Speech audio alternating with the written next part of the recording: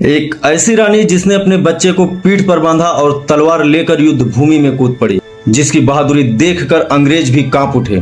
सन 1828 वाराणसी में जन्म हुआ एक ऐसी बालिका का जिसका नाम आगे चलकर इतिहास में अमर हो गया। मणिकर्णिका यानी रानी लक्ष्मीबाई बचपन से ही उन्हें घुड़सवारी, तलवारबाजी और युद्ध कला सिखाई। वे आम लड़कियों जैसी नहीं थी, उनके अंदर एक योद्धा की आत्मा थी। बाद में उनका विवाह झांसी के राजा गंगाधर राव से हुआ और वे बन गई झांसी की रानी। लेकिन किस्मत ने एक बड़ा झटका दिया। राजा गंगाधर राव की मृत्यु हो गई और तभी अंग्रेजों ने झांसी पर कब्जा करने की चाल चली। अंग्रेजों ने डॉक्ट्रिन ऑफ लैंप्स नीति के तहत झांसी को हड़पने की कोशिश की, लेकिन रानी लक्ष्मीबाई ने साफ कह दिया, मैं अपनी झांसी नहीं दूंगी। 1857 की क्रांति शुरू हुई और झांसी उनका एक बड़ा केंद्र बन गया।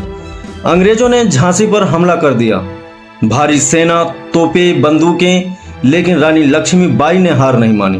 उन्होंने खुद तलवार उठाई और युद्ध का नेतृत्व किया।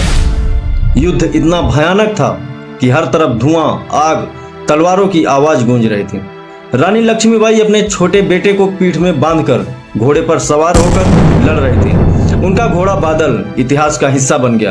कहते हैं कि उन्होंने दुश्मनों को ऐसे काटा जैसे तूफान पेड़ों को उड़ा देता है, लेकिन संख्या बहुत ज्यादा थी और झांसी गिरने लगी। फिर भी रानी ने हार नहीं मानी।